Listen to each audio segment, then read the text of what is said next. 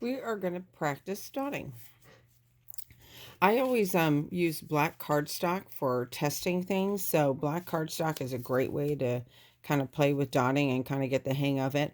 You don't have to worry about having to throw away canvases, etc. And it's a perfect way to kind of play with stuff.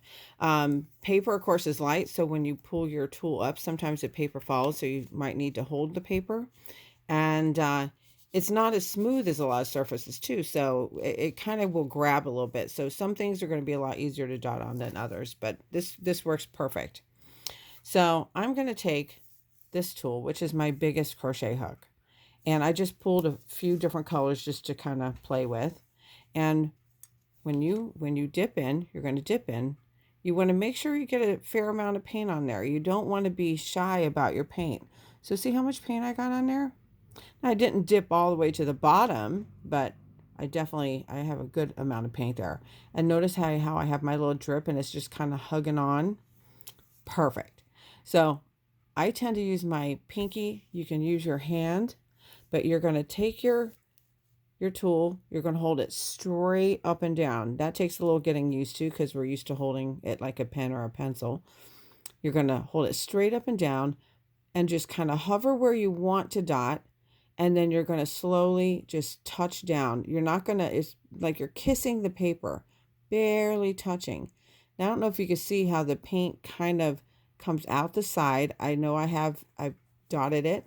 I pull it straight up and I get this nice dot with a little bubble in it. Now I'm going to do another one.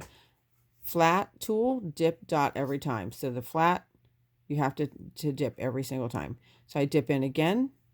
I'm going to go down. I'm going to hover. I want it to be close to the original dot. And I'm just going to barely touch down, pull straight up. There you go. I'm going to do it again. Dip. I'm going to go in here, barely touch down. Now I'm going to show you what it would look like if I forgot to dot or dip again. If I just try to do another dot, first I can see that the paint doesn't come out the side as much. And hopefully you can see this. But see how these have nice and little bubbles? And see that one, how it's kind of smushy. A lot of times you'll see almost like a U shape in it. That is not enough paint. No big deal. All I have to do is dip in and then just redot it. No problemo. And now I have these nice dots all in a row.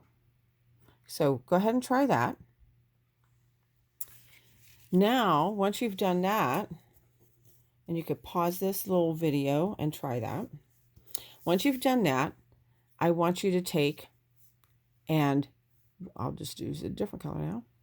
Same thing. I'm gonna dot, same tool. I want to dot and just make a couple dots kind of here or there. Okay.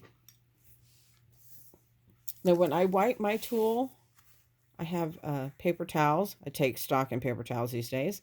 I'm just going to twist my tool around this way to get it off the side. I'm going to drag it off and I get it off my bottom. And there you go.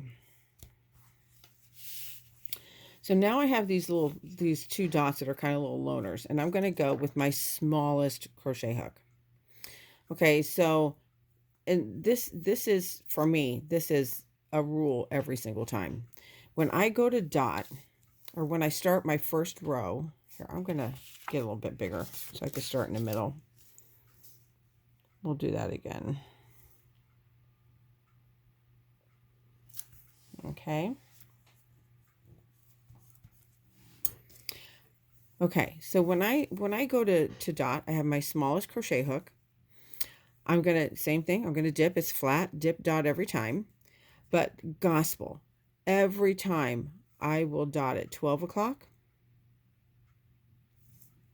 And then I'm going to go straight down, dot at 6 o'clock. I'm going to go 3 o'clock. And then I'm going to go 9 o'clock. Now, I eyed it. It's not necessarily perfect. I'm not going to worry about it. Now, you can get templates if you want. That's one way of kind of trying to stay on the line. But if that first dot is off, the whole template is off. So while templates are nice, I don't want you to have to use them. So I've now dotted north, south, east, west. I'm going to look at each of these little 4 quadrants. And I'm going to determine how many dots can fit in there. In this case, 2 would be really kind of smushing it. So I'm just going to put 1. So I'm going to dip, and I'm going to go right smack in the middle of that, and dot, dip, and then dot. Now I find it much easier because I'm right-handed to dot on the right side. So my zone is kind of from 12 o'clock to maybe 4 or 5 o'clock. That's my good dotting, or straight below, right? Now, right now, it's not hard because it's small, but as my mandala grows, it's going to be harder and harder to dot on the left side. For one, my hand will be in the way. I have the chance of dragging my hand or putting something in the paint that's wet, and I don't want that either. So turn your work. Just turn it nice and easy. And so I'm going to dot and dot. Okay, so now I have my first row. You can see one's a little wonky. I'm not going to worry. So I have my first row. I started with 4 dots. I added 1 more. So now I have 8 dots. It's always going to start out with increments of 4. And it's one of those things, it's like you have to learn the rules before you go to break them. So I have 8 dots. Now this just set up my mandala. I have an 8 segment mandala. I have 8 dots. I'm never going to lose a leg. This is going to be a leg. I'm never going to lose a leg. I'm never going to add a leg. So I'm not all of a sudden going to have a row of 7. I'm not going to have a row of 9. It's always, always going to be 8. Okay, so now I'm going to go up a size. This is my number 3, or my red crochet hook. And I am going to go up a size. So I'm going to dot, I'm going to dip, and I'm going to take and go right above this row and in between those 2 dots. So I'm going to go right in between, dot close without touching, and it kind of forms like this little triangle. See that? So now I'm going to do the same thing. I'm just turning my work so that dot is now at my 12 o'clock. So I'm going to dot at 6 o'clock. I'm going to dot at 3 o'clock. I'm going to turn it. Here's my new 3. I'm going to dot there. So far, so good. And now I'm going to do my others. I'm going to dot.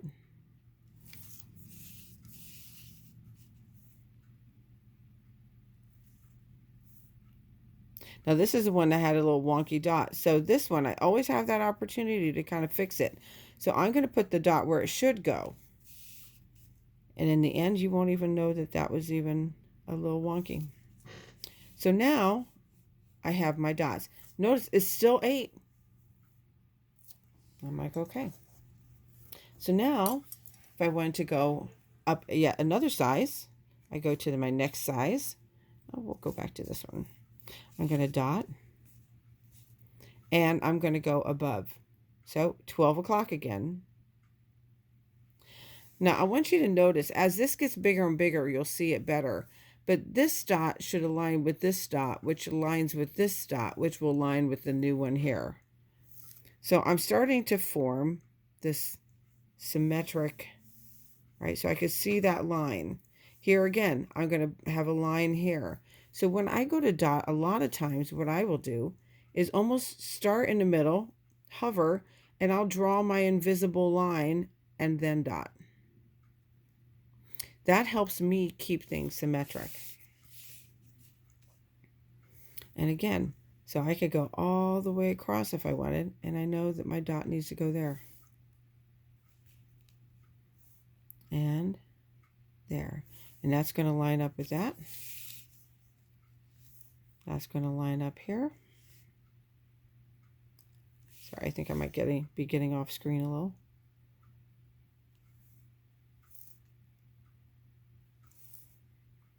Okay, and you just keep going, going, going. Now, of course, at some point you can start. The dots don't always have to be in between. You might say, well, I want to start doing, I want it to be straight above. So maybe I'm doing like a little row here. I could literally go straight up and dot right on top. So it's just, then you start getting into patterns, right? But I could totally do that. Okay. All right.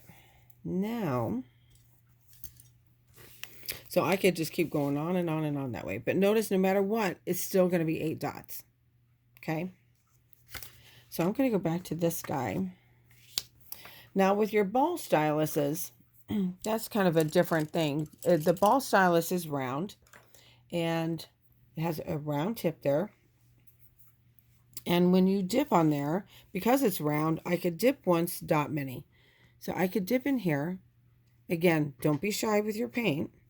I'm going to dip in there. The ball's completely covered with paint. And I'm going to just dot, and you want it to be close. Dot, dot, dot, dot, dot, dot. And eventually you're going to run out of paint. That is called walking the dots. So again, dip, dot, dot, dot, dot, dot. And there it is. So how you see this used a lot is on where you end up kind of creating a petal. So what you do is I'm going to dip. I'm going to start at 12 o'clock and I'm going to dot and I'm going to hug the corner as I walk away halfway around. So 12 o'clock and then I just start dot, dot, dot as I hug the corner. And I have walking the dots. Now I need to do the other side. So if I go to do this, I can't, if I dot right next to it, I'm going to have 2 big dots and it's going to be kind of off center. So I dip, I dot at 12 o'clock again, right over that one, and then dot, dot, dot, dot, and I walk around.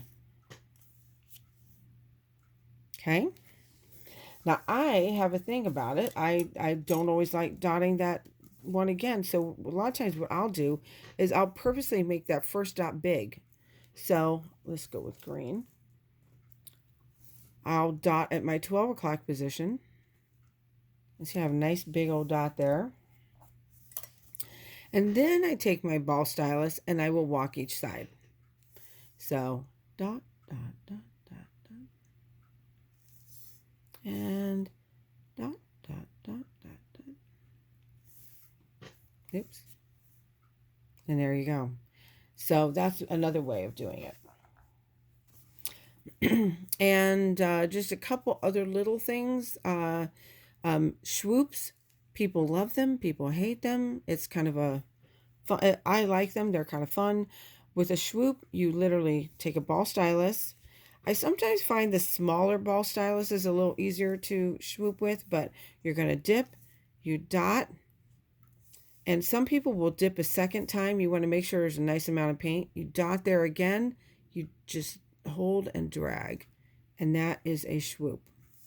What's fun with that is you could literally go in and add more swoops, and you can get these nice little kind of fleur-de-lis kind of things. I can put a little dot here, and then I have a nice little swoop there. Okay. They could be a lot of fun. They could be a lot of fun. I could kind of hug a corner. Now notice how I kind of run out. If I were to dip and dot this, well, I'm just going to do it. It becomes this fat line. That's actually not horrible. But what you can do is dip, swoop around. Once you run out, take your mechanical pencil, dip it in, and then you just kind of go right in the middle of it, and you can just kind of pull it better. And see, that one's a much nicer swoop than that one. And you can actually swoop with these. You can make little ones.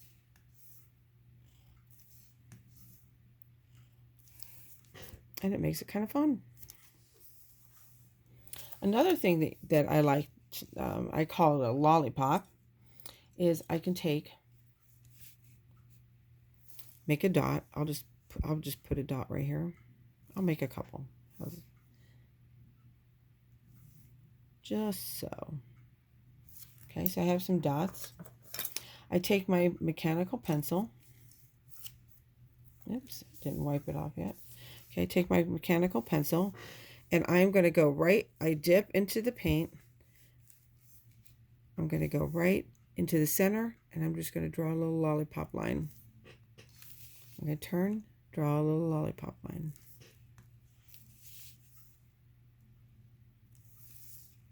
And those are little lollipops.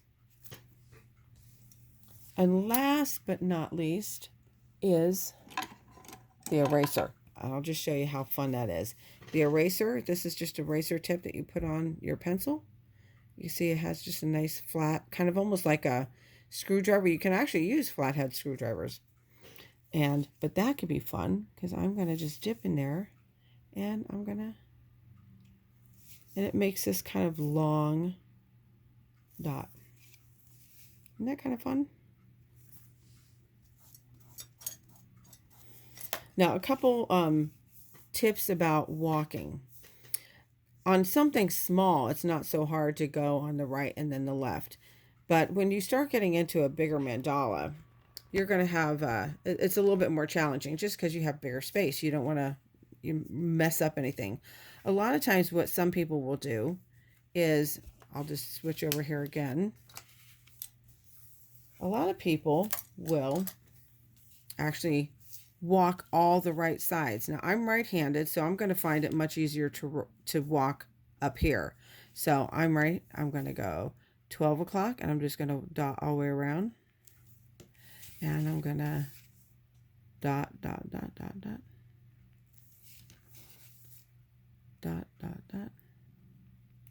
So I could do that all the way around, doing all the right side. And then when it's time to do the left side,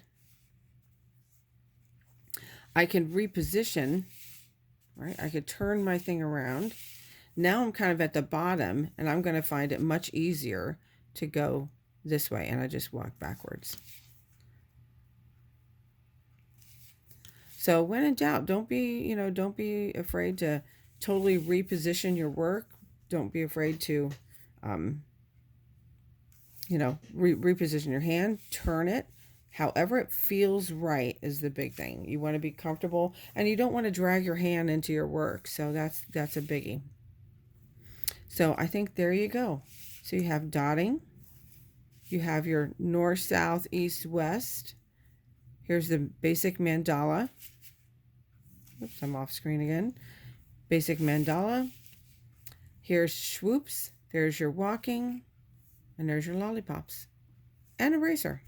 So there's pretty much everything there.